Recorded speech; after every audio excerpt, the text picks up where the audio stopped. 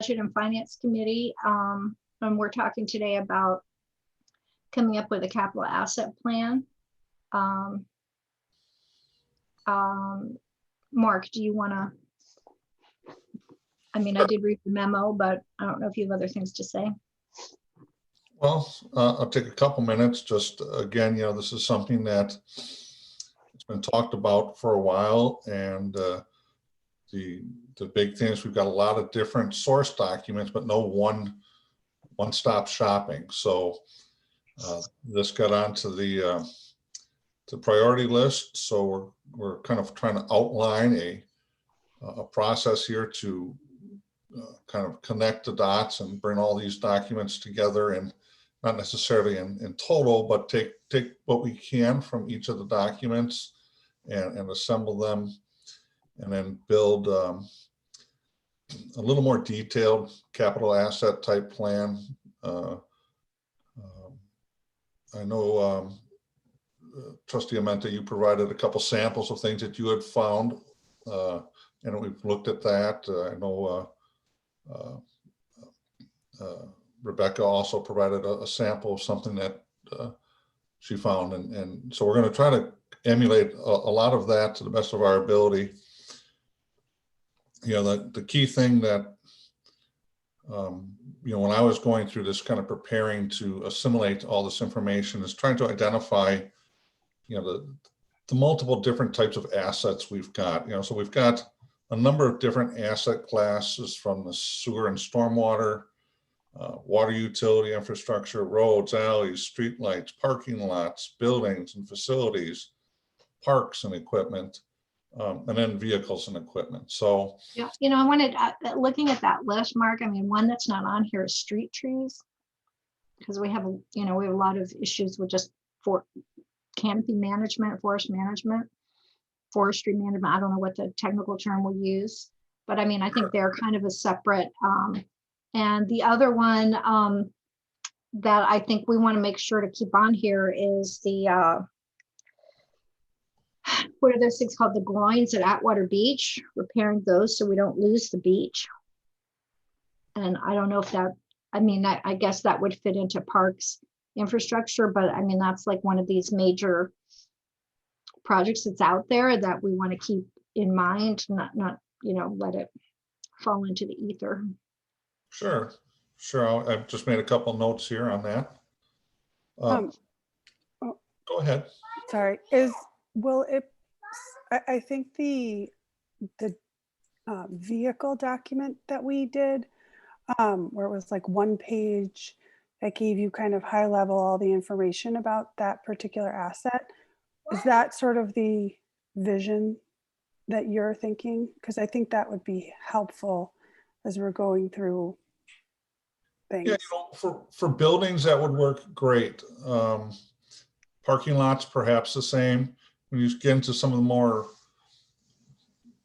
ubiquitous products as water mains, sewer mains, roadways and alleyways, we'll probably end up doing mapping type things, different representations. We've got a real good list of the roadway segments, and when the last time that those were improved upon. I know we've got an ongoing pavement management plan that we're trying to work through here, and the next several years here with the reconstruction efforts that have been underway for past 10, 12 years.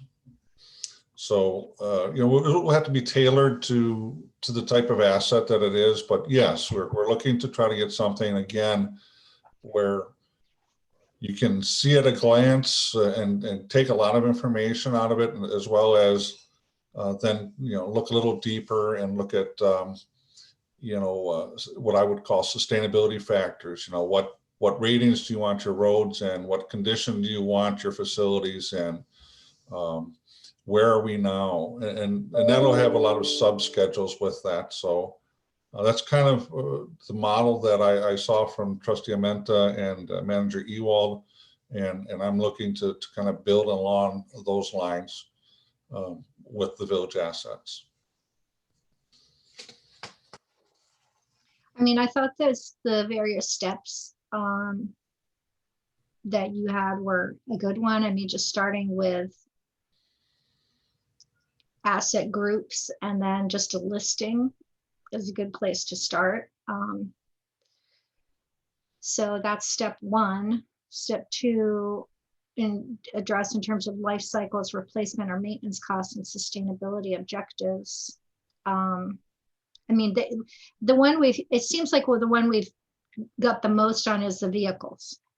Yes, yes, that is the shortest lived asset and has the most churn to it. And that's where we've spent the most time trying to provide information to the board on where we at with the vehicles and what our outlook is. You know, those can be reasonably scheduled in that 10-year outlook that comes with the long range plan and also with the budget process. So we're looking to build on that and the other asset groups and come up with something that works best for elected officials primarily, and obviously staff will integrate into that working document to try to feed into either the long range plan or some of the operating budgets. And that's again becomes a interchangeable part of the prioritization process of the village board, you know, where to focus energy. But I think with the because the water mains, there's these intersections of like, we're doing a road project, so we'll do a water main project, or we're doing the big sewer project. So, well, that one we don't have to replace any roads for, but I don't know if when we do the later portions that fit into the new tunnel, if that's going to involve digging up roads. So there's places where they intersect. So I think with those, it'd be useful for the board, like as a board member, it's important to just have a general sense of like where projects are happening and what other projects are connected to them. And so I think that's probably going to be one where, and I know in the past, you know, I've had some conversations with Leanne about how to present this to the board and the public, you know, so in a way that's, you know, that gets that complexity. So that I think those, I mean, even the trees, you know, we could say we have this many trees and we need to, the trees are not that different from the vehicles, you know, I mean, we have this, or the roads, you know, we have this many roads, we're going to have to replace this much, or alleys, you know, but so, you know, you can apply that model to a lot of different types of assets and it works.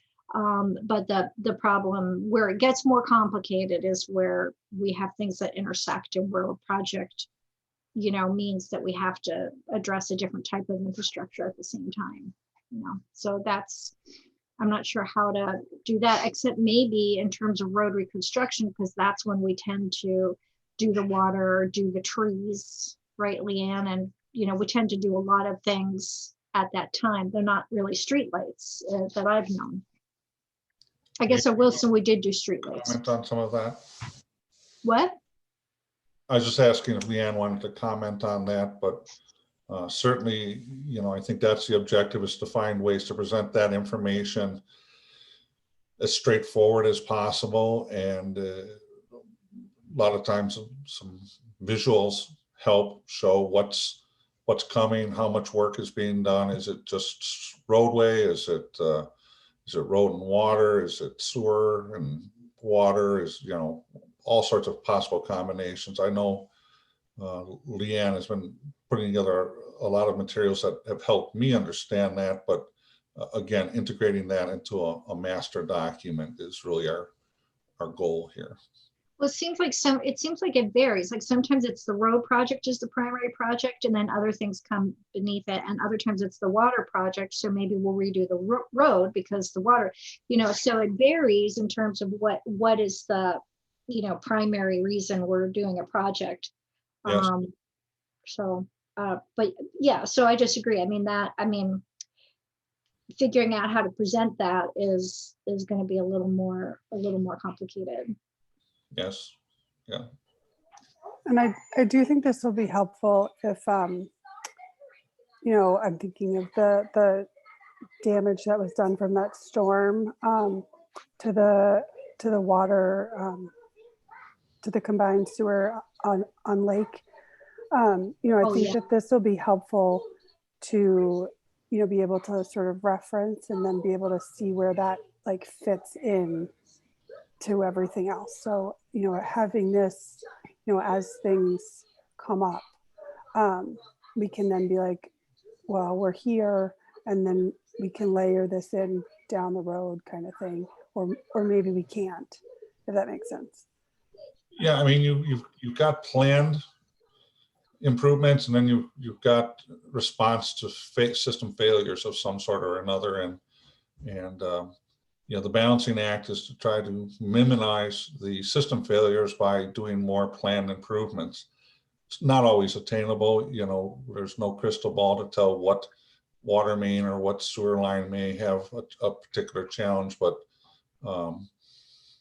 certainly the long-term goal is to lay out all those pieces so you can kind of make a reasonable assessment on, again, where do you want to be? How much efforts do we need to put into these different areas? And it's going to be a good project, a good discussion to kind of work through those topics as well. Yeah. Yeah, maybe that was not a good example because that was a failure, but maybe the police station is a better example of something that, we would know about. And as it's coming up, we can have, because I think about that like with vehicles, we know based on the age of a vehicle that we're going to need to be replacing it. If we have some awareness of sort of what's coming down the pipe, and then we can sort of prioritize from there. Yeah, absolutely.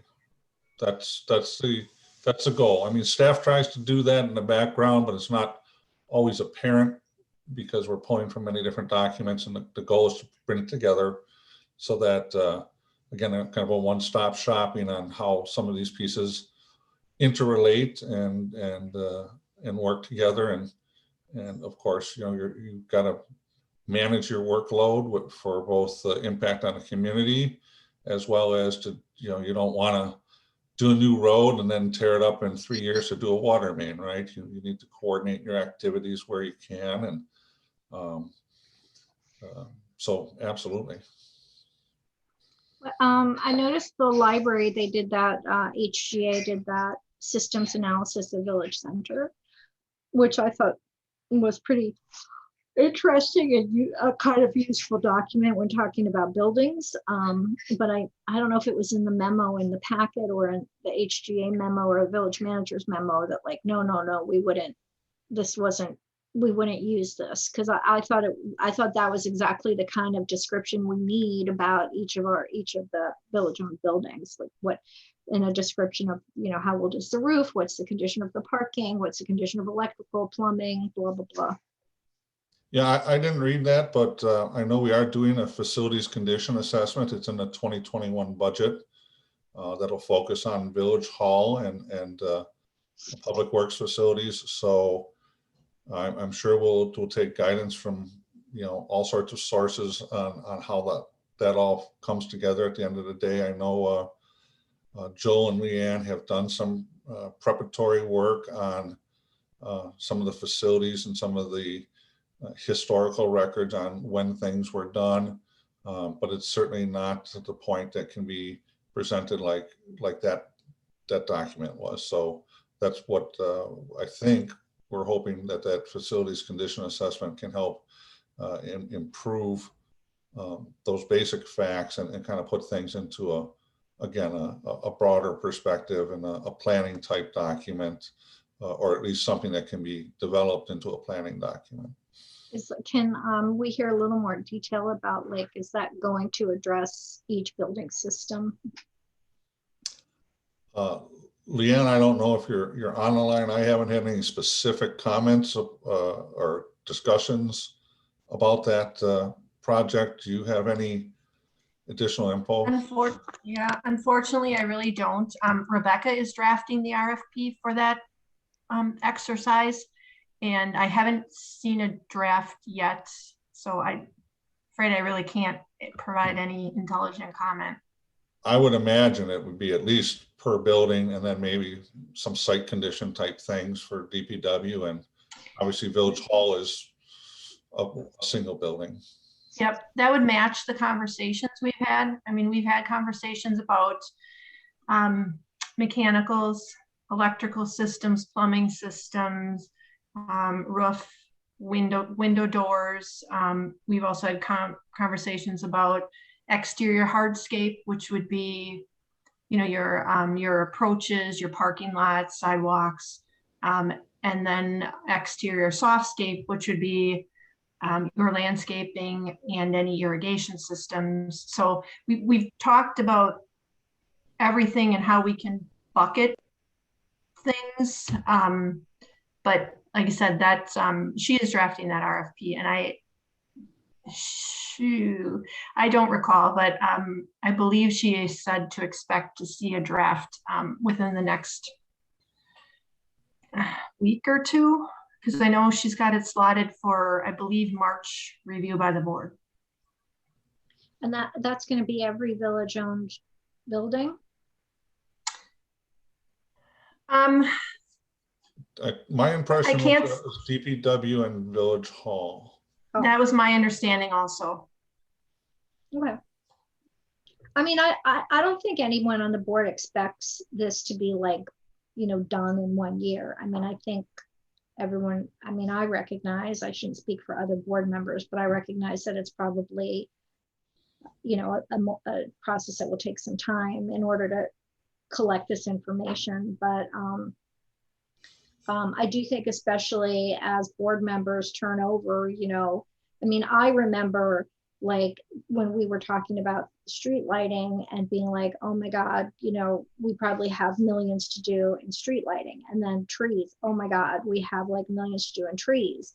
And then, you know, and it like, you know, after you're on the board for a while, like things keep coming up, and like alleys, wow, we're going to be doing alleys for, you know, 30 years, you know? So it's like, I think for board members and for the public to understand, you know, what the total amount of what we have to do is, you know, is important. But like I said, I understand it's not going to all happen in 1 year. All right, so we're gonna have, I didn't realize we were having a consultant to do the building conditions. So what do you think? So you think 1 through 4 is for 2021? Is that right?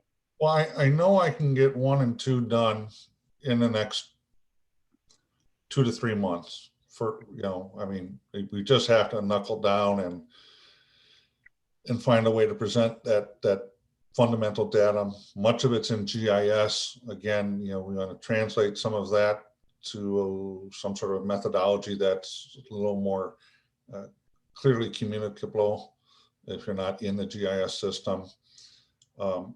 Step 3, you know, we're going to work on, but we need to get the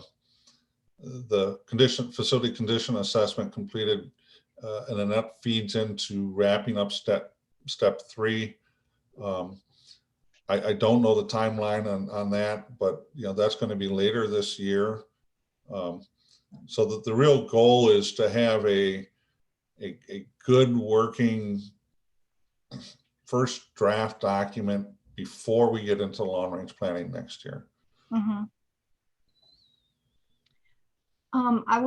Okay, so the sustainability, I think this is definitely something we should involve conservation committee, because I know they're going to have suggestions and concerns about solar or whatever.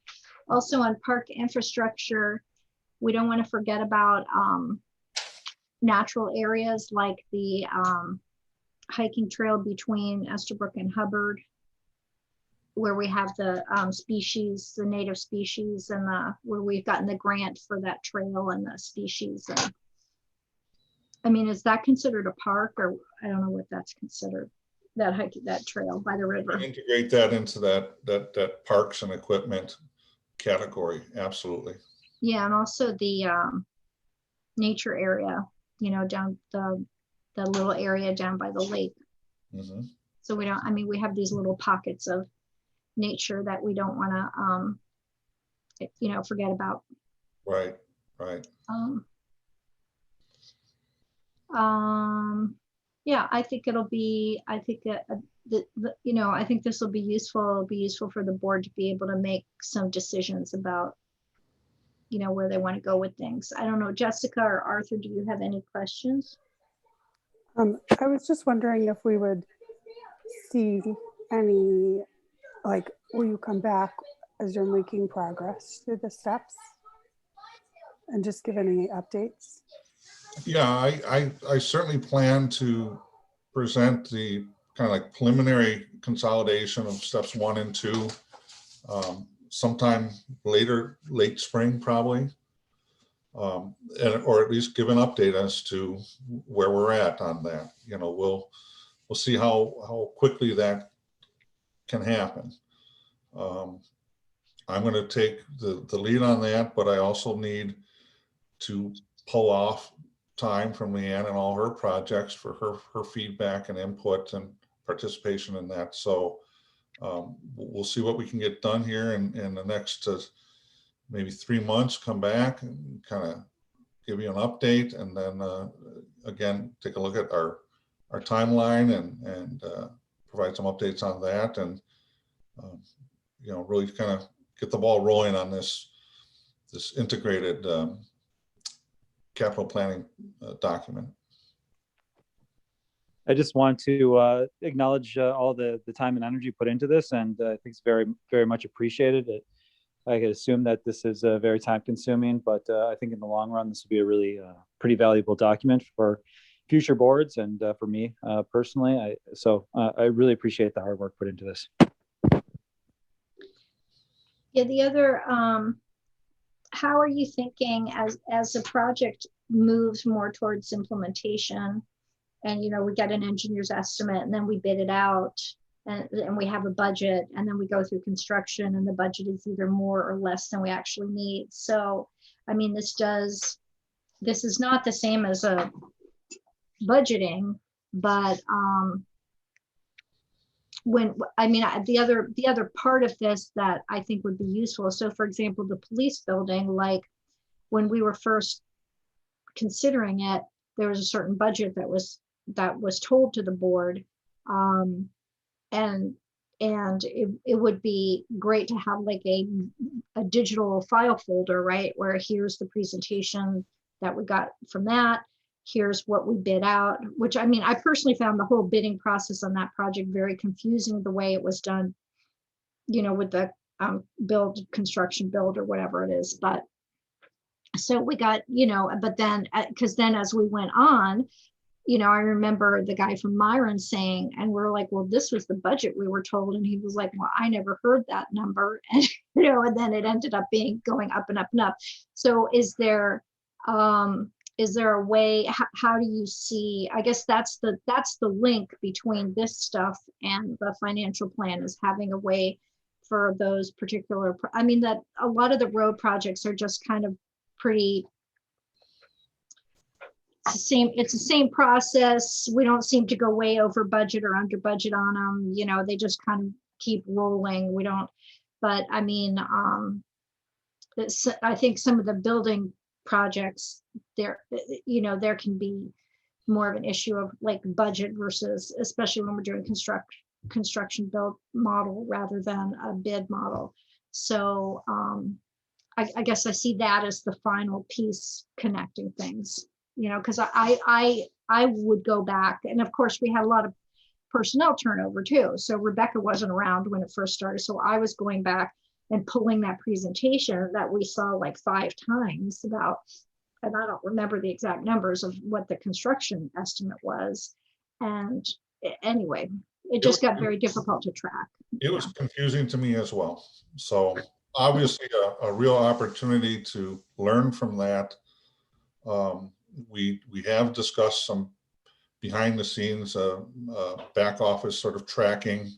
Again, you know, what are our estimates when we're 5 years out and it's all back of the envelope stuff, and then what are our design estimates and what are the bids come in and what are the finals. And we can certainly track those on a project by project basis. Again, maybe not the ideal thing for a basic roads project, Right.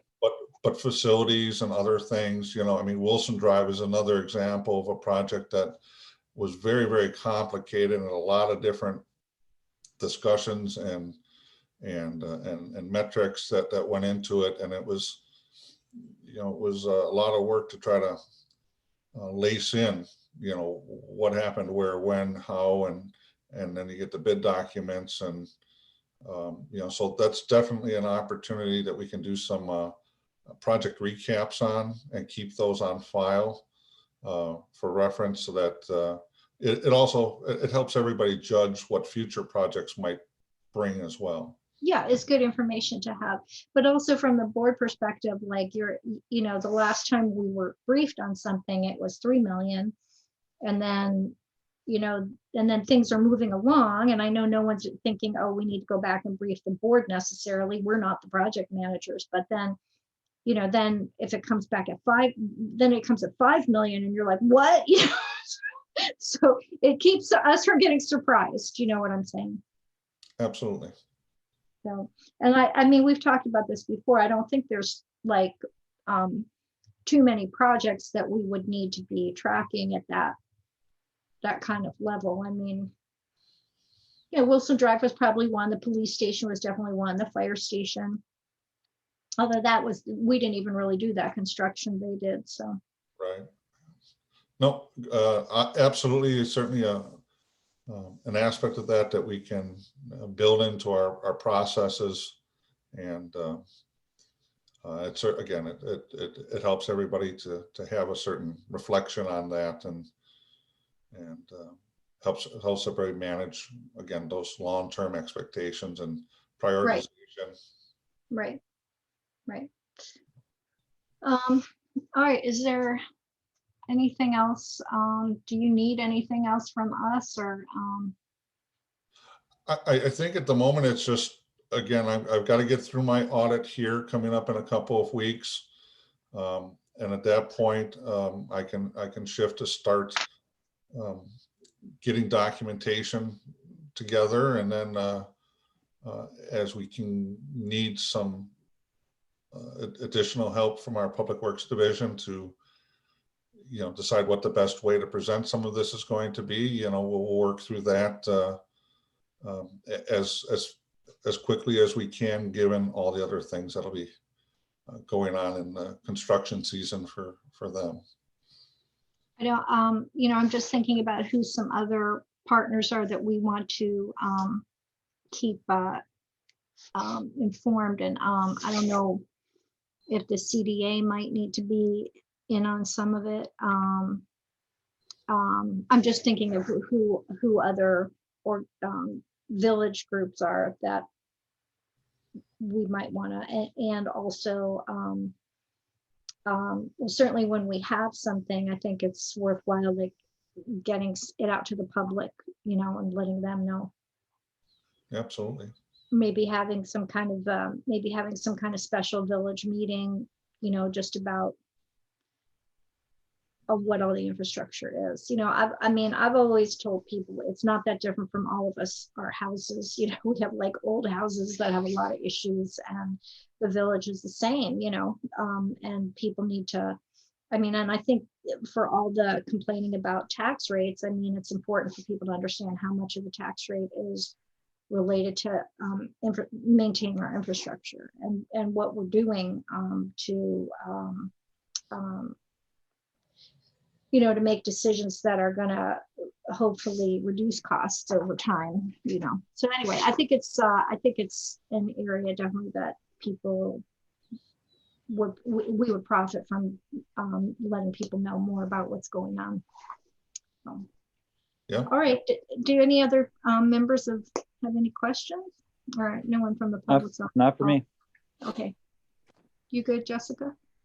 Mm-hmm. I'm good. Okay. Well, we have 15 minutes till our next meeting. Am I correct? Yeah.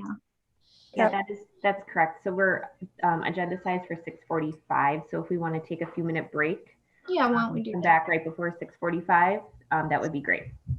Okay. All right, sounds good. Thanks. Thank you very Thank much. you guys. Appreciate it. Thank you.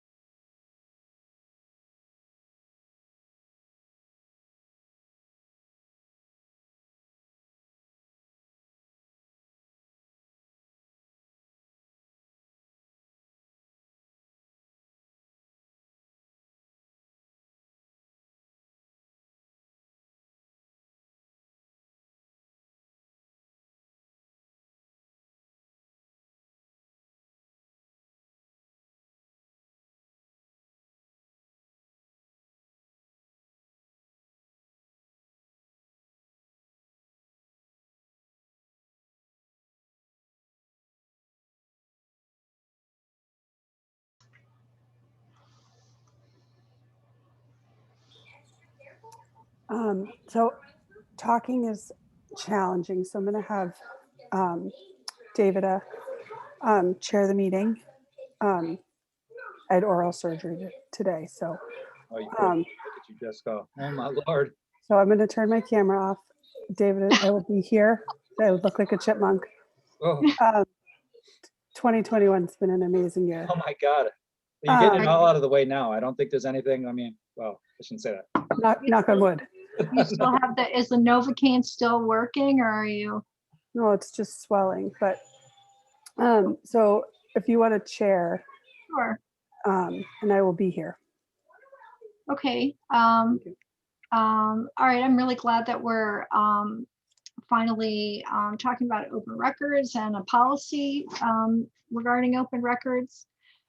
We did have a meeting with the full board where we had an opportunity to hear from the full board before talking about it in committee. And I don't know, Sarah, do you want to talk about the staff memo? Sure. So let me just briefly touch on it. I know Rebecca is going to be joining us. She's finishing up at the Public Safety Committee. Mhm. So before you is the memo that kind of includes a review of some of our existing records and who houses them. So staff kind of went and made through a spreadsheet to go over what documents that we do have and where they're located, which, you know, was a good practice for us to kind of go through all of that and take on that kind of challenge right now. And then there's also some open records policies that we found in other municipalities throughout the United States, a couple in Wisconsin. To give examples, if you're looking, you know, to create a policy or redo our ordinance, some that some other municipalities have used, and then a fiscal review. So if you guys want to start kind of talking, it looks like Rebecca has joined us.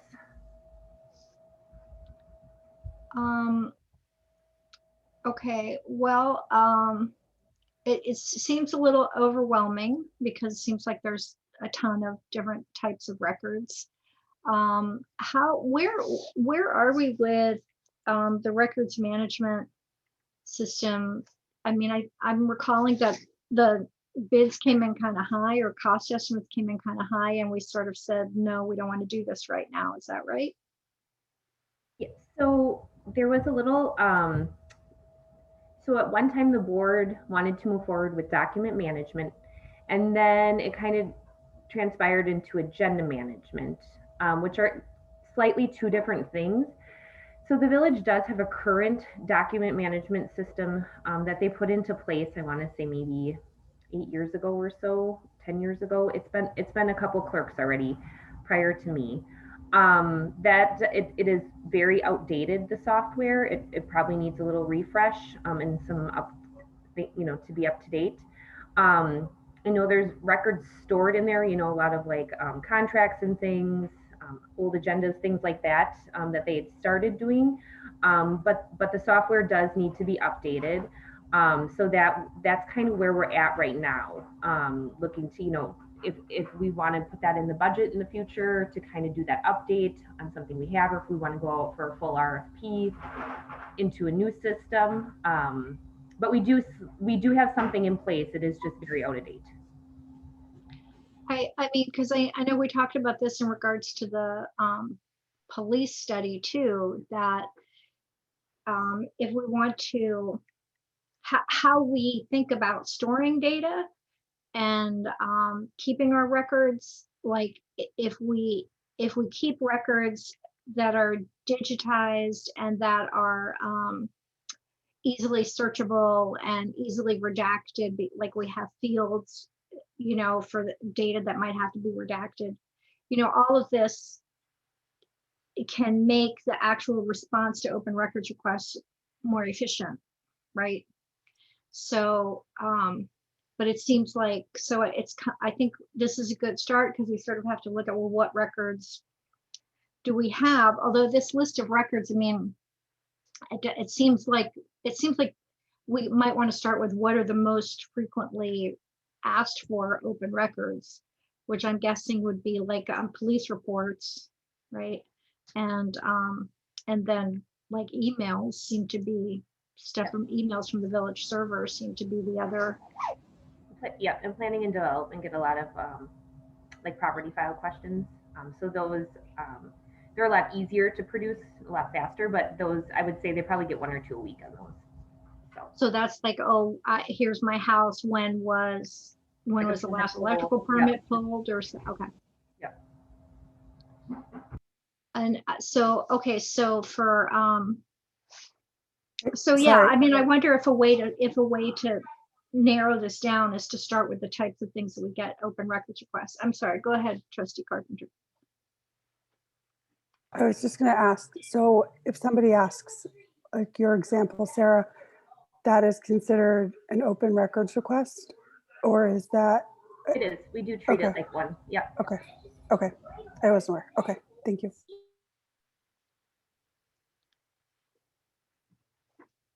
So I don't know if there's anyone here from the police department, but I mean, it seems like they get the largest number of open records requests.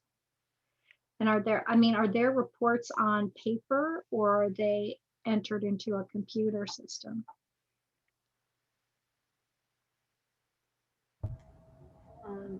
Becky, I don't know if you know that answer.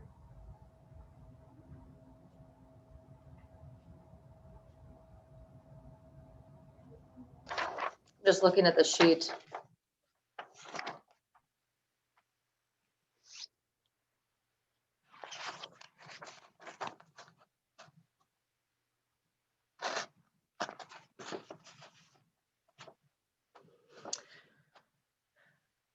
Incident reports are noted to be in Pro Phoenix, and then if redactions occur, then they are printed, and then redactions occur from paper.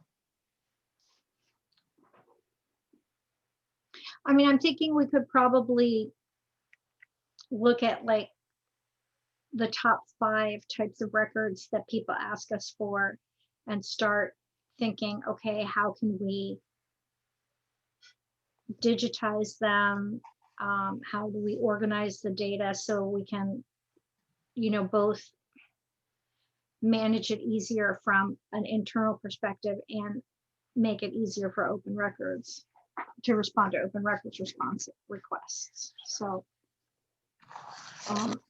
is there a way to do that?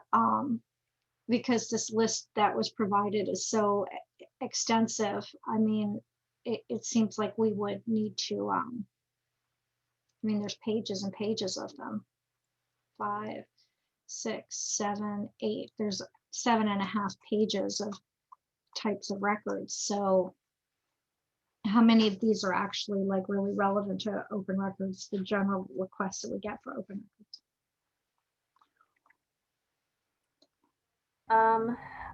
I definitely think we could probably go through and evaluate department by department. I know like from clerk's office wise, a lot of it tends to be election related. Campaign finance reports I think are our biggest ones, and we know right around that time frame when they're coming. Applications, emails, which then we would work with IT, so that would probably be one of the other bigger ones. And then I can't think of anything else like, major. Some of them are a little larger that we'd have to work, like with IT or anything. But those are the pretty consistent ones that we get. And then I believe like planning is a lot of permits. We do get a lot of people like requesting lists. I know from them, like who all requested permits for plumbing in 2019. But now, so a discussion on that is, do we generate a report because we don't keep such lists? Is that something that the board would like us to do? Because it isn't technically a record that's generated. Should we be generating that record if it's a quick 5 minutes, 10 minutes that it can be completed to provide that type of a spreadsheet? Well, I mean, if we go back to campaign finance reports, like, wouldn't it be easier to just put them on the website? Just have them there?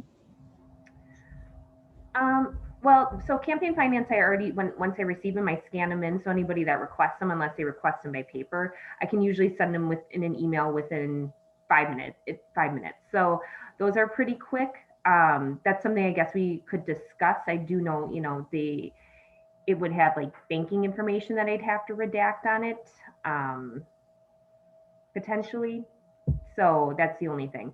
But that's something that, the board would want to, it wouldn't be that awful to do, Typically there's only a few candidates, so there's only a few campaign finance reports. Right, and I mean, that way the information's more available, and if somebody wants it, you just say, here's the link, you know what I mean? Mm-hmm. And I would assume, I mean, it's available as an Excel spreadsheet, so people could even submit it to you electronically, and you could, Right. just delete the cells to redact and then post. Yep. Which People do. Mm-hmm. For me, I think the biggest, like my biggest takeaway, especially in the conversation with the board, was that the lack of technological relevancy, I think, it is what I think is like most important. I do agree this list feels very overwhelming and like, where do we begin? But for me, that is like the most important piece of updating everything, is that bringing us into, the 21st century with technology. And I think if we can do that, we'll make obtaining records easier for staff and for residents. Yeah, I mean, and it seems like the biggest chunk is the police department. And so that would be like getting into Pro Phoenix and figuring out. So for example, if there's a way to automatically redact, like if Pro Phoenix had a field for, address, whatever issues, driver's license number, whatever other issue, so it's kind of depends how Pro Phoenix is set up. But I mean, I think it seems from the issues we've learned from Mr. Davidian's complaint that there's a very time and labor intensive process of printing things out and redacting by hand and collating by hand, and that if we have the technology, as they used to say on was it the $1 Million Man? I forget what show they used to say, we have the technology. But yeah, I mean, I think we have to start looking at ways to use technology to make redaction and the provision of open records like a lot less costly. Because I mean, when you add up the costs in terms of time and legal advice, I mean, I think we're spending quite a lot of money now to respond to open records. And truthfully, I mean, the harder we make it for people to access what public information, the more open records requests we're going to get. Like the more we have on the website, the more open we are, the more willing we are to accommodate, then that sort of communicates to the public that we're not trying to hide anything, and we're being open about things. But I know there was a question about so next steps in that section, options for next steps. Update a fee schedule as it relates to records. I know there was some questions about, for example, you were talking about, okay, the cost for copy has not been updated since 2018. So that, because is the cost that we have related to our lease for the copiers? Like, is there a cost per page in that lease? I'd have to ask Mark again how he figured it out. I believe it was more, I want to say there is a cost per copy in the lease and then staff time. So it was 25 cents at one time, and we did reduce it, I think, in 2018 to 10 cents a page. Yeah, I mean, you know, when you talked about scanning is the same charge as copying minus the cost of the sheet of paper, but we can't, I don't think legally we can charge for staff time. We can charge for a thumb drive, or we can charge for a paper copy unless it's over $50. And I think that's specific to locating a record, but staff time is not something we can charge for, in my understanding of the open records law. I mean, reviewing the cost of copying, the staff time is taken into account in terms of how the fee is calculated. Is that legal though? My understanding was you couldn't charge for staff time unless it was locating a record, and that had to be $50 or more. And some departments have and others have not been charging the location fee, inclusive of time, and benefits should be updated on the fee schedule and charged in all departments where applicable. Yeah, I mean, I think we have to be consistent across departments. And I would assume that the charge includes time and benefits. But again, I mean, if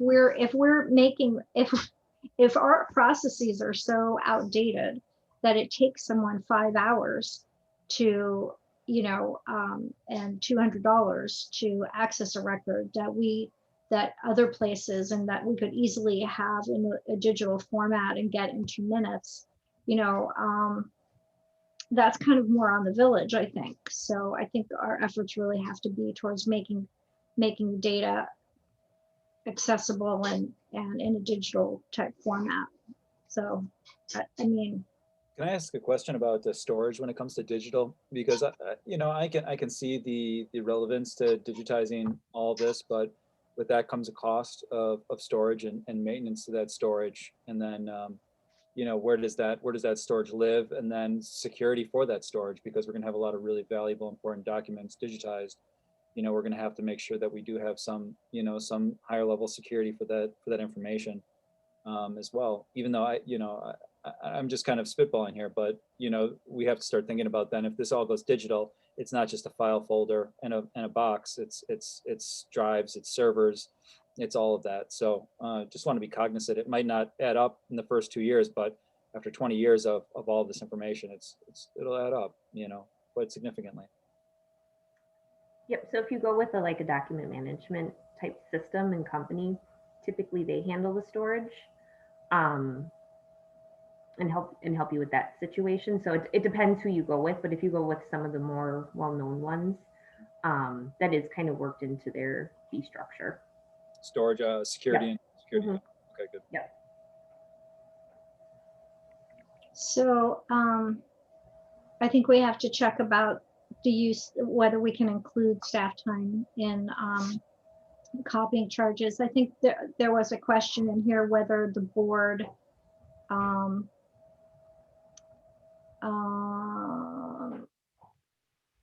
think there was some question about whether the board wanted to allow people to specify that they wanted, for example, a PDF as opposed to copying paper copies. And along with that is, should as board policy, I know it may not be law, but as board policy, could someone, for example, request data in a format that they can manipulate, such as an Excel spreadsheet? So I think those are both. I mean, I feel like we should be trying to accommodate public information, and we should be working as close as we can for both of those. But I don't know what the other trustees feel. So when you say manipulate, obviously it's just move around numbers. It's being able to go on an Excel spreadsheet and rearrange kind of data, but obviously they can't change data. So they can't, they wouldn't be able to change any data that they wanted to, right? So is that, I don't work with Excel, but I would assume if somebody gave you an Excel file, couldn't you change data on that? Or is there ways to lock those features and those kind of files? I don't know if you I- could. Go I ahead, mean, Jessica. the biggest thing that's most valuable in Excel is the ability to sort as well as create formulas. So if somebody sends you, a PDF with 2,000 rows in it, and you want to see the average of, column C, you can't do that in a PDF. So I don't know that, and it is the right word is manipulate, but it's not necessarily manipulate to change the information. It's to extract a different kind of information, if that makes sense, or to get an average, or to just to dissect the data, which you couldn't do if someone scanned it to you and sent it to you as a PDF. And just for instance, you couldn't, let's say somebody was sorting stuff and they made a mistake, right? When they like clicked something and they made a mistake, they put a 60 instead of a 600.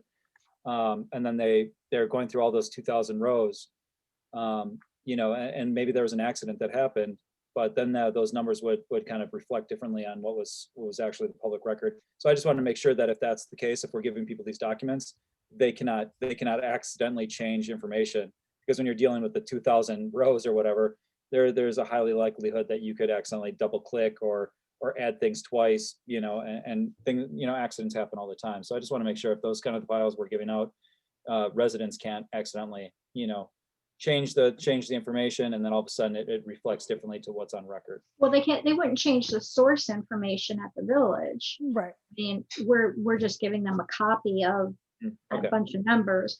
But I mean, I guess what I thought you were saying, well, someone could do Not a for us, for sorting or some formula or something and come to a conclusion that was actually wrong.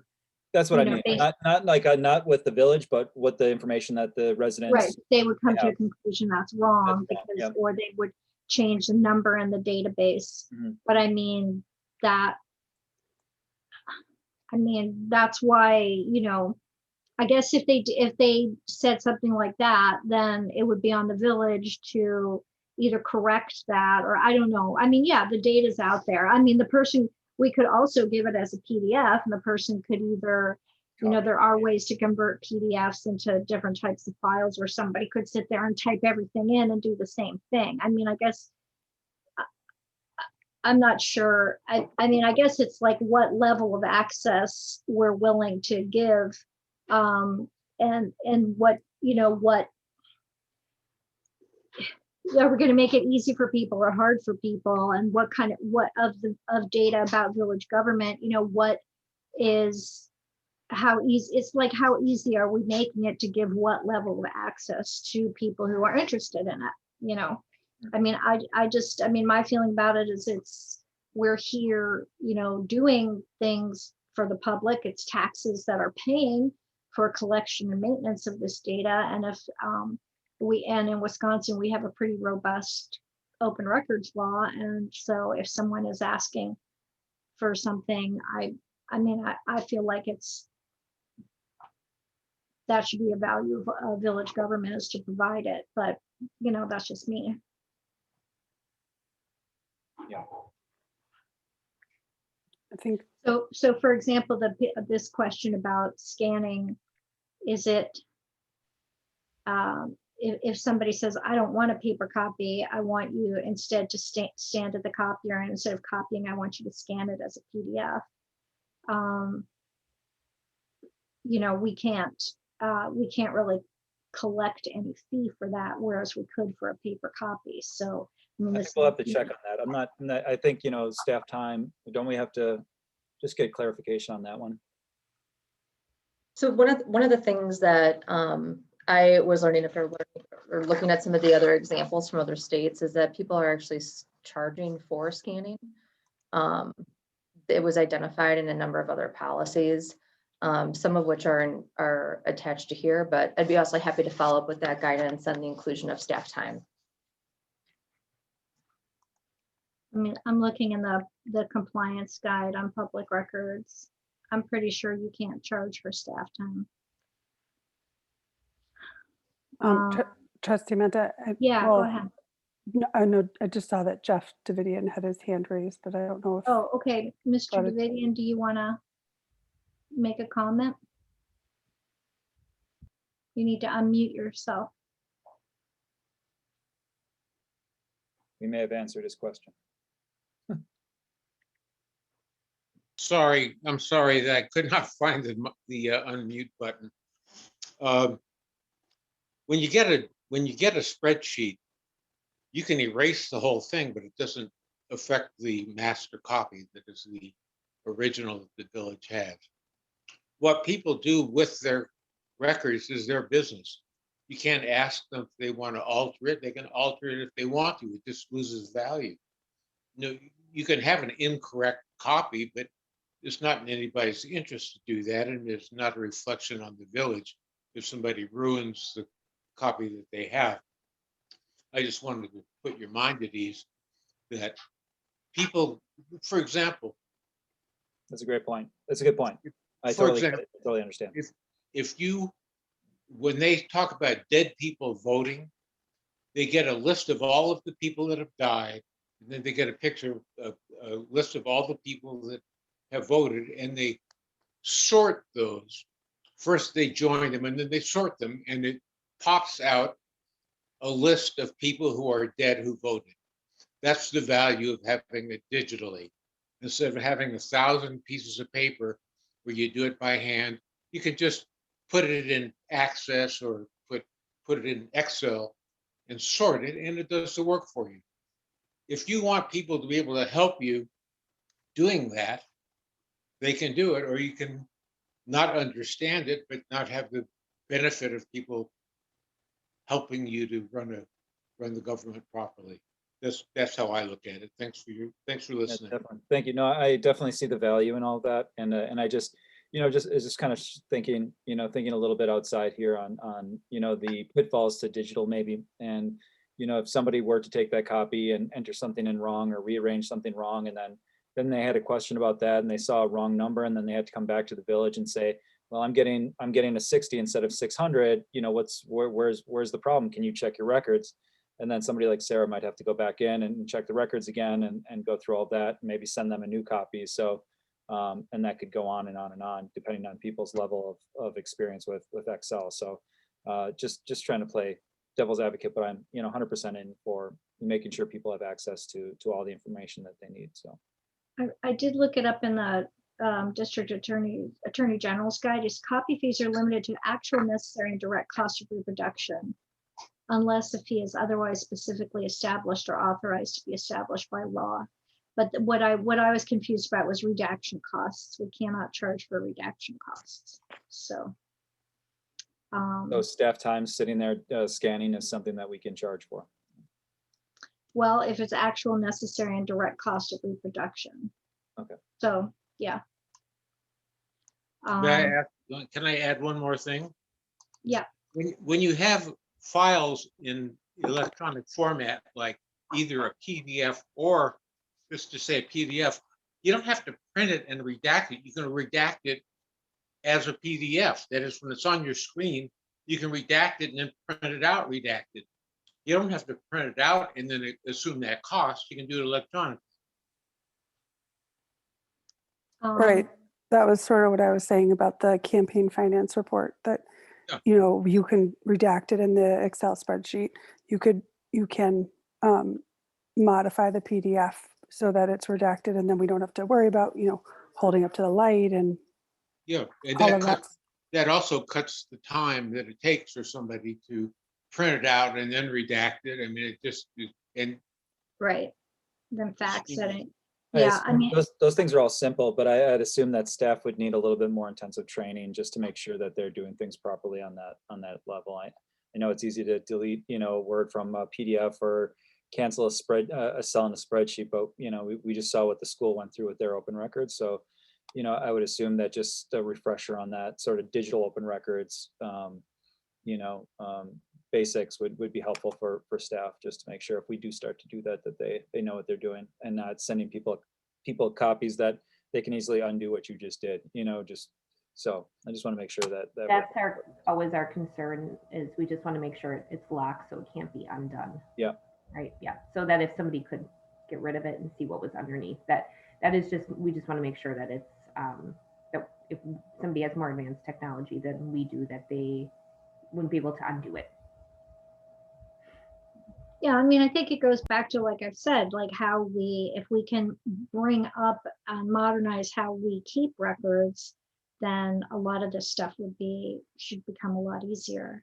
Have we, training- Sarah, have you talked at all to a document management facility on how much something like this would cost if you were to look at the majority of this? So I know we're probably talking about the top 5 of those items, but let's just say the village ended up going all digital, and I'm not sure they would want to do that whatsoever, because I think there's some value in having paper copies in case things go down. You know, China hacks Shorewood and steals all the information.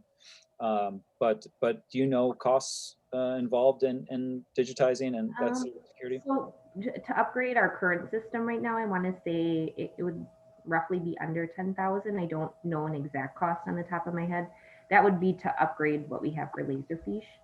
I do know other municipalities who are taking the steps to like be more digital and digitize. They really start with their property files, so that those are available online. It's one of the faster and cleanest things to do to get them out there. But companies do that, and then they're like links on your website. So you don't necessarily, I don't think, need a document management program. And Becky, I don't know if you have more background on that one, but that is something I know that if we're looking to go more digital and put things on the website, that's one of the first things, that, and like all of the minutes that aren't, that are in written format, not digital format. Those are the 2 kind of steps that municipalities will take a lot of times to start there.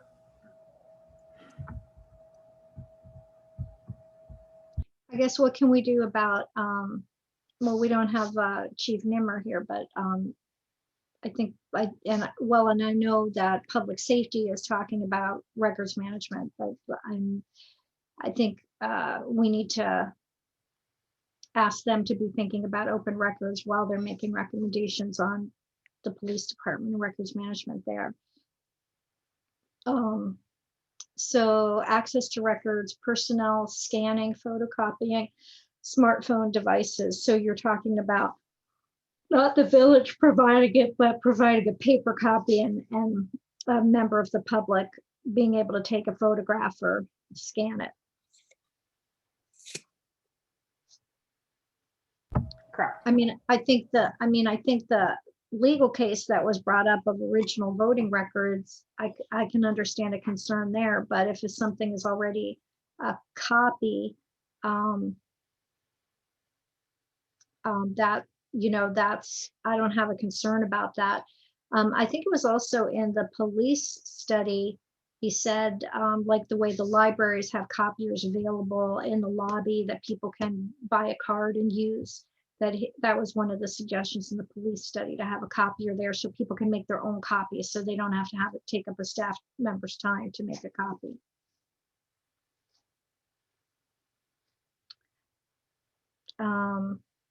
So I thought that was a useful suggestion from the police organizational study. And then training for village staff. You mean just on the requirements of open records law? Requirements, so anytime there's staff turnover, and then just kind of what the process is, like if we want to keep track on how long, so if we're doing a quarterly report to you guys, that people are keeping track, if we're keeping a copy of the record, if we're keeping the request, a copy of the request, and how, if we want to do that digitally or in paper. So those are some of the things and how we're handling that, to be consistent over the board. You mean across departments? Yeah. Mm-hmm. Yeah. Are we going to have, will public safety, will they be looking at open records in relation to the police department? Is that something that we've considered or recommended? They're going to be looking at the record management system of ProPhoenix. And that's something we can also have them review. It is on their list. They were actually just talking about it earlier tonight in their public safety meeting. I think, I mean, we did have, we were, I think in 2019 and 18, we were talking about document management, and then we got to agenda management, and then we kind of dropped it because we realized it was a bigger price tag. But I definitely think it would be good for long range financial plan to have an idea, like to bring this back up, to bring document management back up, and so the board understands, you know, what the cost really would be.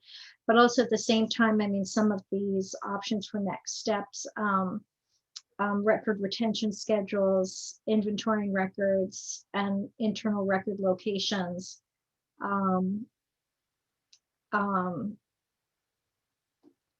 I guess I was also sort of overwhelmed by the 7.5 pages of types of records. And I guess I would focus on, you know, the 5 that are the most frequently the subject of open records requests, and like start there. I mean, because open records are sort of like a subtopic under a much bigger topic of document management. So I guess I'm saying to have parallel tracks. Like, I think we do need to continue talking about document management and trying to do a better job dealing with that. But at the same time, I don't want to put, because open records relates to that, I don't want to put that, you know, at the end of that train, so that we have to, you know, spend the hundreds of thousands of dollars and implement an entirely new system, which we need to do, but that's a much bigger project. And I think we can bite off, you know, just the part about open records and try to move on those kind of on a parallel track, if that makes sense. Did we discuss minutes? Because I know minutes is a pretty, you know, sought after document as well. And I know that we talked about the keywording of our documents. What does that entail? Because right now they're just PDFs, so they're just documents that live on the website. But we're looking for something that's a little bit more keyword searchable. Is that correct? Right now, we have minutes. The majority of all of our minutes are in hard copy and they're in the vault. Mm-hmm. They vary in terms of size. They vary in terms of what's in them. And for future purposes and with staff transition, I just see it as an incredibly important part about how you move forward with records management. The document of the board meeting and what happens through there in terms of approvals, you know, it would allow you to search by address. It would allow people to go back and see history based on, you know, typing in the keyword and be able to find the document. Mm-hmm. Having been someone who's come into an organization who has not had that readily available, and then had a lot of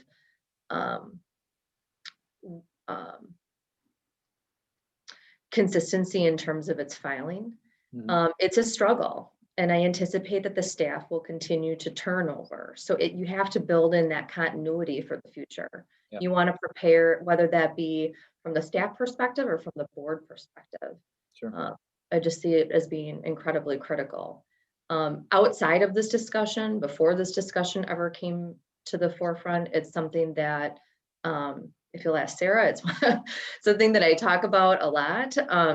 During some of the downtime that the library had and their reduced hours, we had one of the clerks over, and I went through with her an inventorying of the vault, only because I've had the need to go back to sometimes the 30s and 40s to try to put things back together. Oh my God.